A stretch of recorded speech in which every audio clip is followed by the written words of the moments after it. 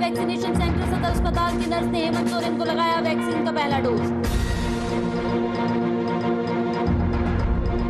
CCL के अस्पताल में कोविड के 22 नए बेड। डीसी ने अस्पताल में एडमिट मरीजों से की मुलाकात। अस्पताल अधीक्षक को सफाई का दिया निर्देश।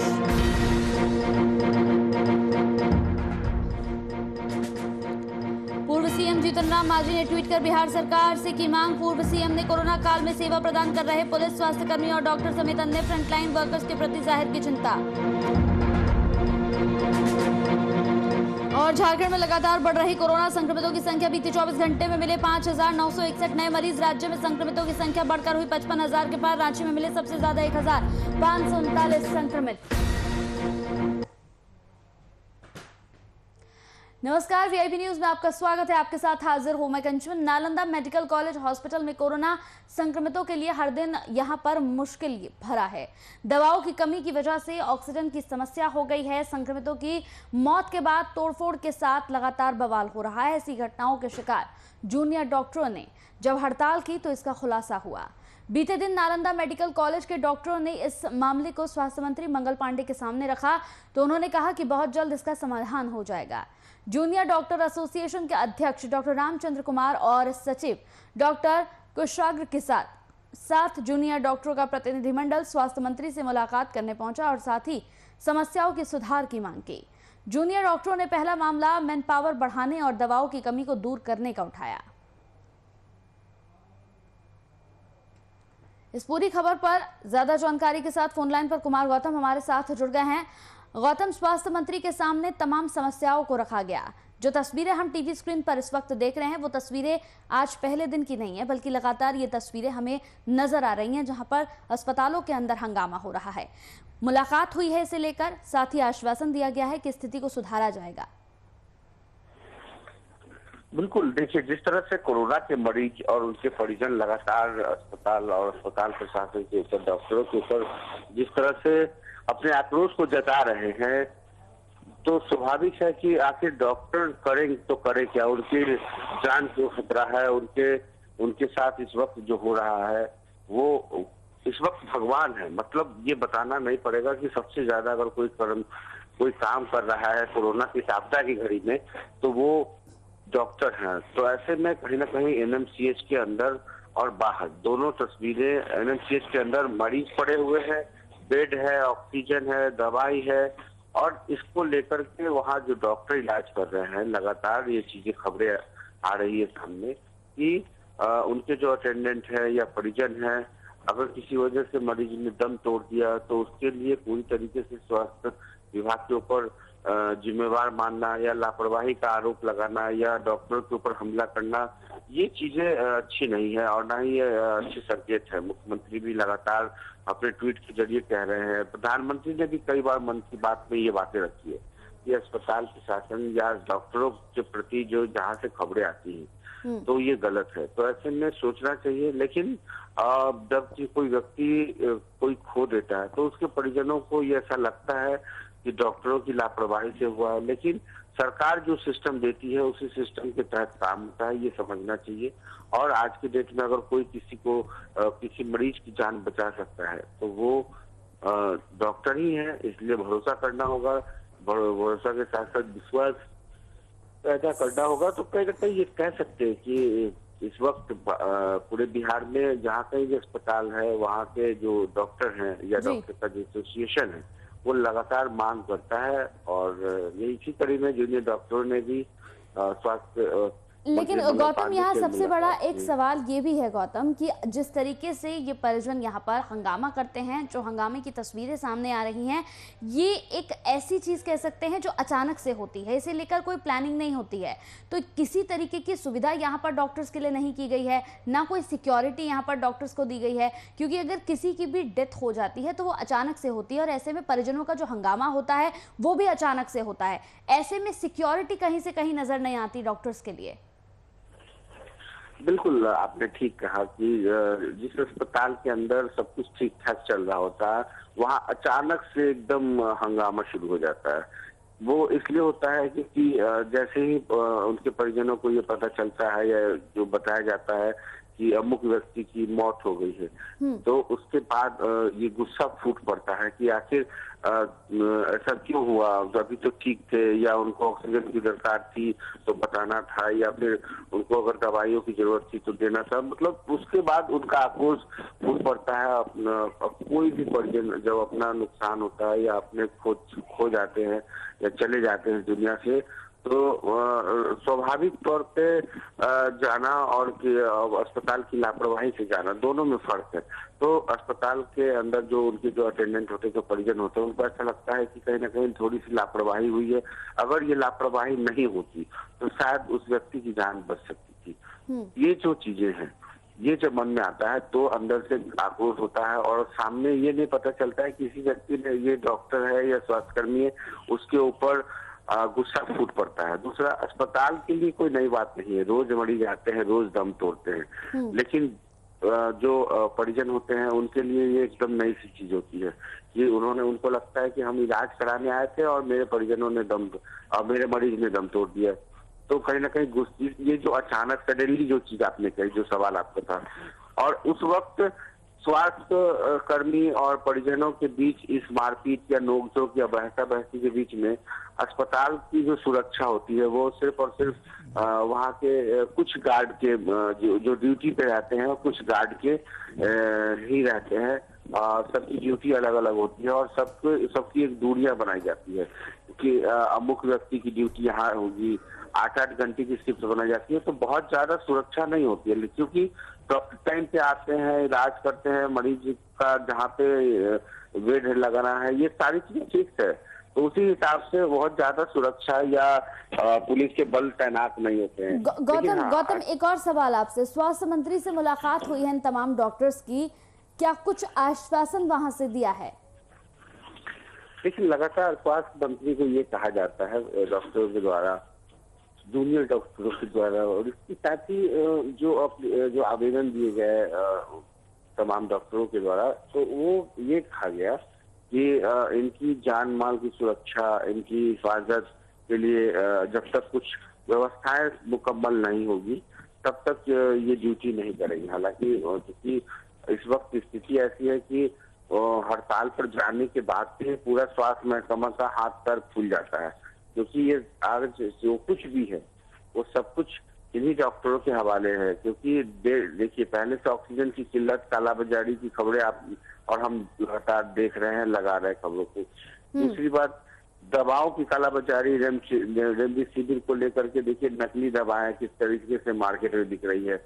जो दवा की कीमत हजारों रुपए में है वो लाखों में बिक रही है। मतलब नकली, एक तो नकली दवा, और ऊपर से 10,000 की दवा 20,000 में बिकती है, तो चलिए ये भी कालाबाजारी है। लेकिन 1-1 लाख तक बिक रही है, वो नकली दवा है। तो कई ऐसे मरीज हैं जो रेमडेसिविर का इंजेक्शन लेने के बावजूद वो मौत के मुंह में चले गए। तो कहने का मतलब, जब दवाओं से, ऑक्सीजन की किल्लत से, ये तो तमाम वो चीजें हैं वो अपनी जगह, लेकिन डॉक्टर जो इस वक्त भगवान के रूप में है, जो इलाज करा रहे हैं, जो आप सोचिए कि जो डॉक्टर, जो आपके परिवार के लोग या हमारे परिवार के लोग अगर ये जान जाते हैं कि अरे उसको कोरोना हो गया है, तो उसको छूते नहीं है, देखते नहीं है वो, और वो डॉक्टर आपके बीच आकर के रोज आपको इलाज कर रहा है, रोज देख रहा है, रोज आपको दवाइयां दे रहा है, तो कहीं ना कहीं वो बिल्कुल गौतम, लोगों को भी समझने की जरूरत होगी, स्थिति परिस्थिति को लोगों को भी थोड़ा सा समझना होगा। बहुत बहुत शुक्रिया, आप हमारे साथ जुड़े, तमाम जानकारी आपने हम तक पहुंचाई। तो एनएमसीएच में मरीजों की यहाँ पर मुश्किलें एक तरफ बढ़ रही हैं, तो दूसरी तरफ यहाँ पर डॉक्टर्स भी अब मरीजों से परेशान हो रहे हैं।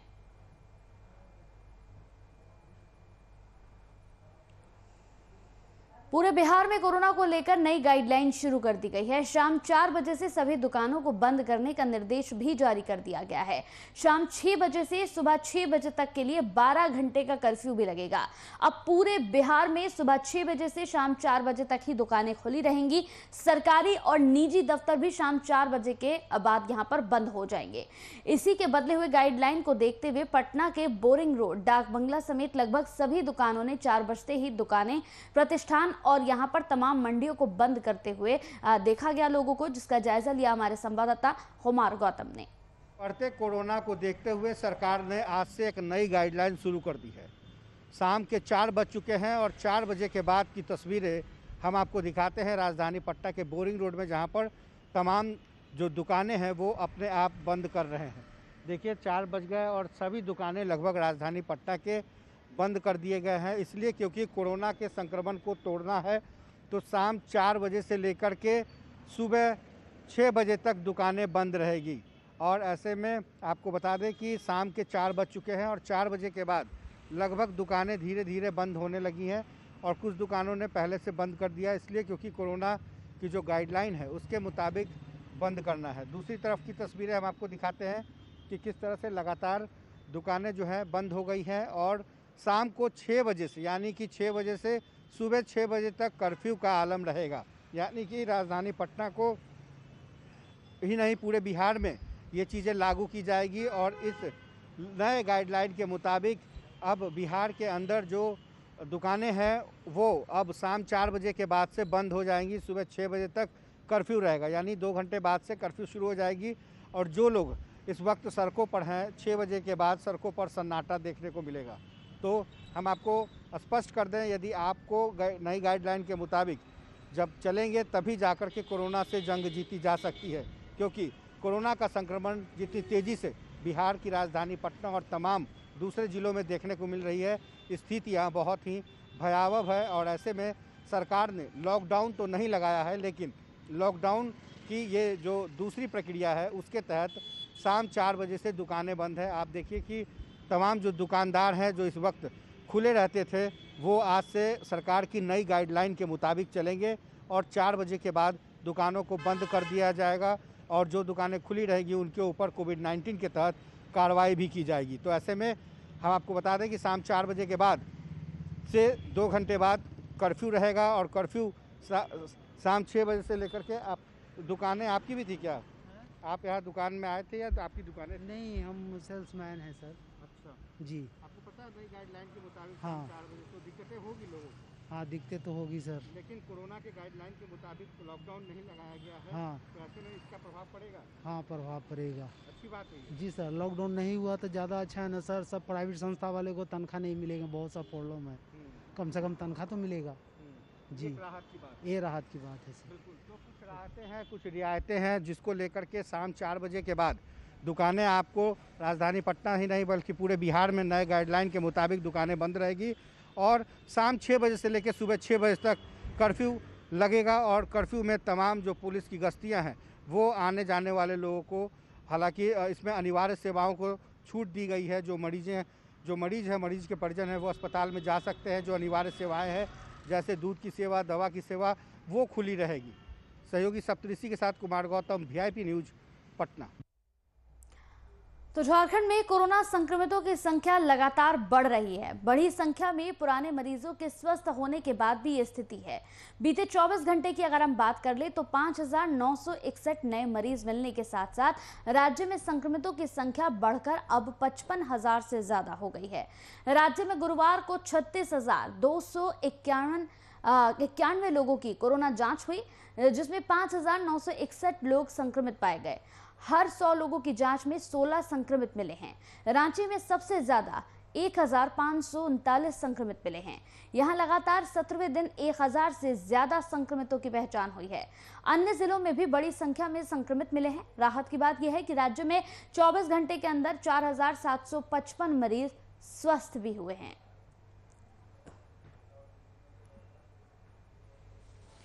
तो संक्रमितों की संख्या बढ़कर पहुंची है 55,000 के पार। रांची में सबसे ज्यादा मरीज मिले हैं। लगभग रांची की हम बात कर रहे हैं, रांची में सबसे ज्यादा यहां पर 1,539 संक्रमित मिले हैं।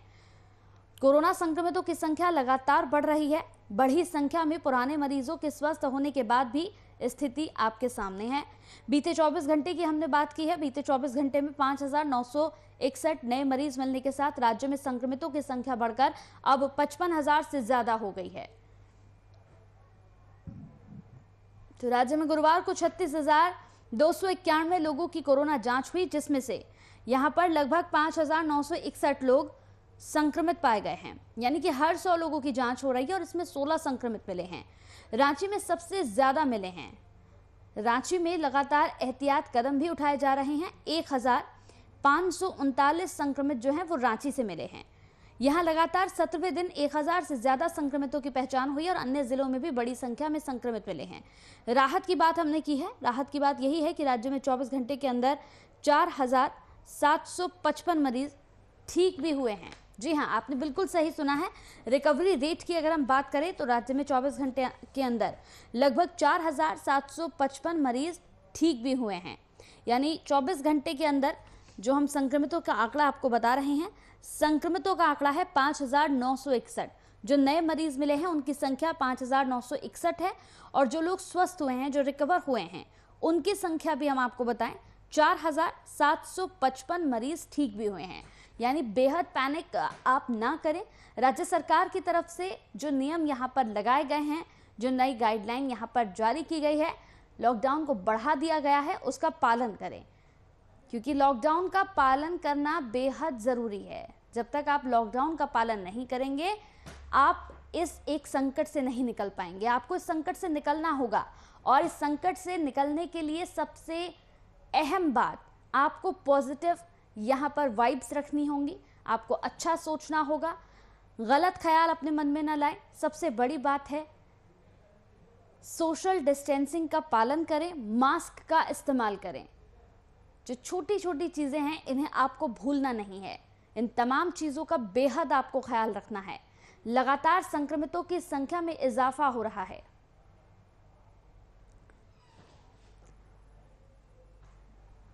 इस पूरी खबर पर हमारे साथ चर्चा करने के लिए बिहार झारखंड के संपादक कुंदन कृतज्ञ जी सीधा जुड़ गए हैं। कुंदन जी, आपसे मेरा सवाल है, लगातार संक्रमितों की संख्या बढ़ रही है।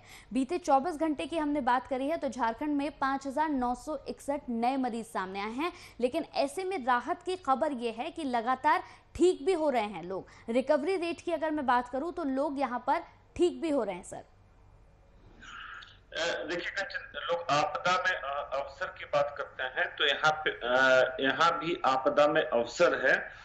बीते कह सकते हैं एक पखवाड़े से प्रतिदिन संक्रमितों की संख्या बढ़ती जा रही थी झारखंड में, लेकिन अब स्वास्थ्य सुरक्षा सप्ताह के दूसरे दिन आज हम हैं और दूसरे दिन की राहत भरी खबर यह है कि एक पखवाड़े के बाद राज्य में संक्रमितों की संख्या में भारी गिरावट देखने को मिली है।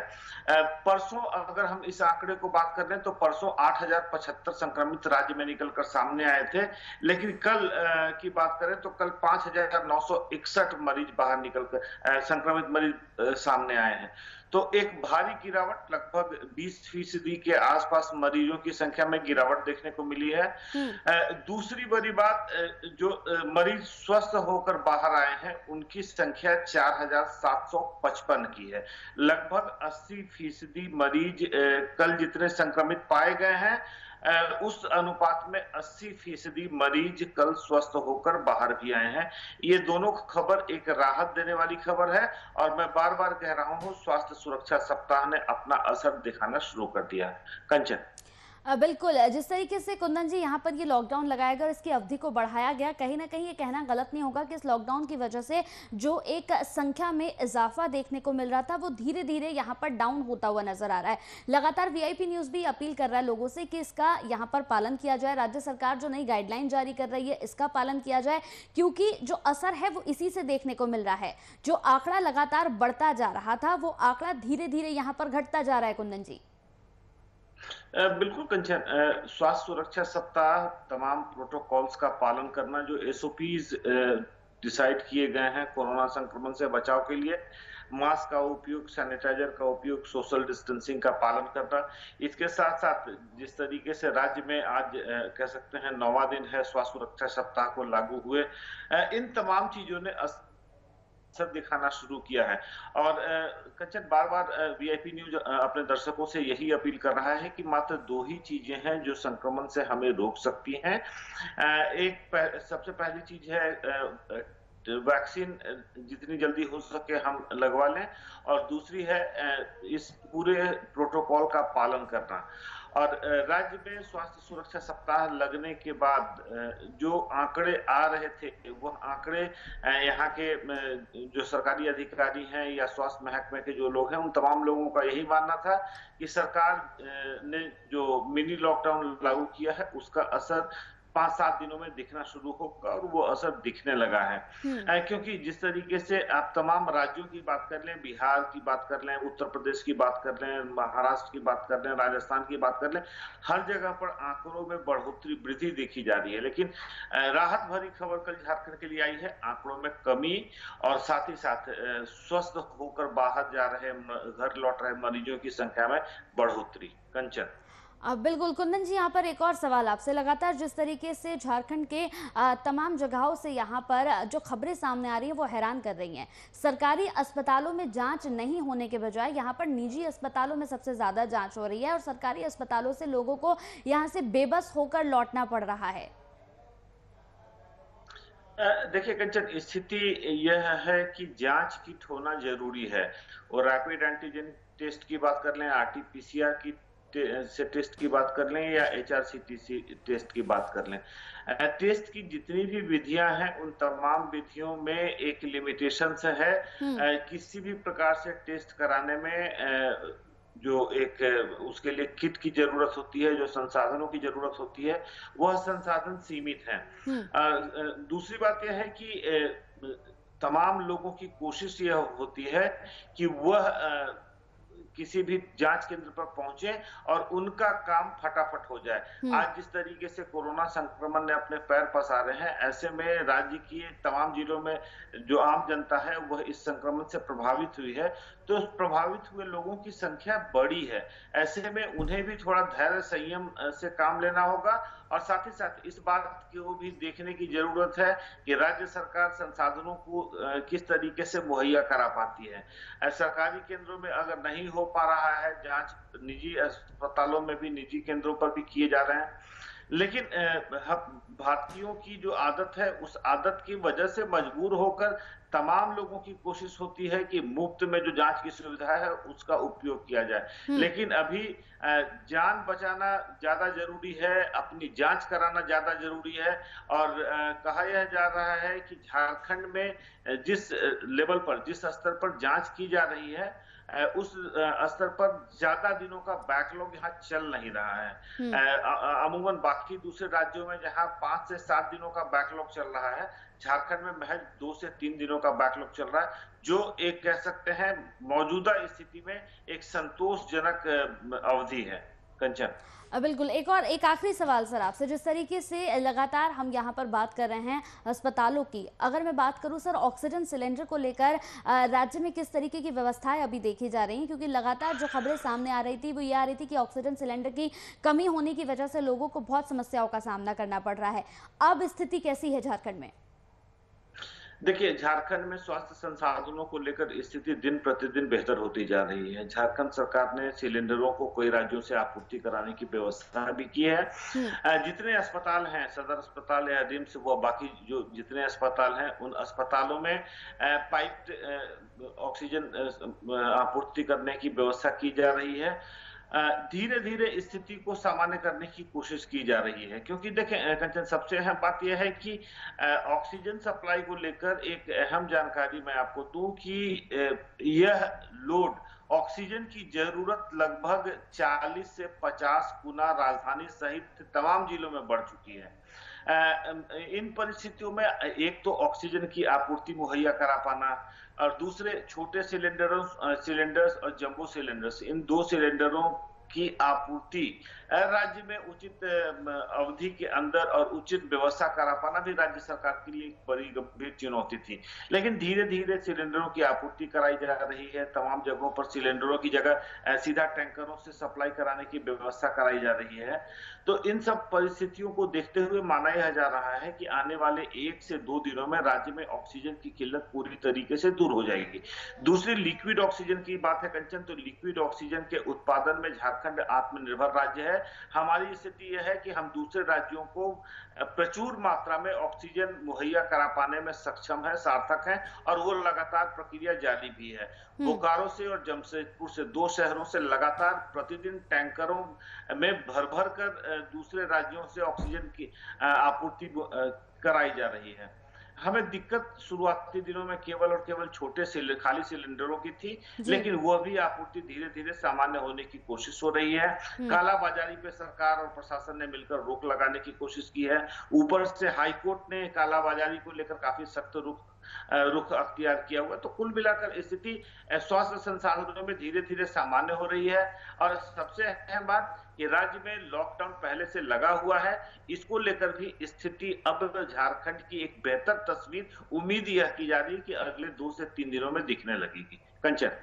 चलिए कुंदन जी, बहुत बहुत शुक्रिया इस चर्चा में हमारे साथ जुड़ने के लिए। तो बीते 24 घंटे में झारखंड में 5,961 नए मरीज यहां पर संक्रमितों की संख्या, ये हम आपको बता रहे हैं, जो बढ़कर 55,000 के पार पहुंच चुकी है। लेकिन ऐसे में घबराने की जरूरत नहीं है, क्योंकि राहत की बात यह है कि अगर संक्रमितों की संख्या बढ़ रही है तो यहाँ पर रिकवरी जो रेट है वो घट नहीं बल्कि वो भी यहाँ सामान्य होता हुआ नजर आ रहा है। तो पैनिक होने की बिल्कुल जरूरत नहीं है। जरूरत है तो तमाम जो राज्य सरकार की तरफ से नियम यहाँ पर लागू किए गए हैं उनका पालन कीजिए। इसी के साथ VIP न्यूज में मेरे साथ इतना ही। नमस्कार।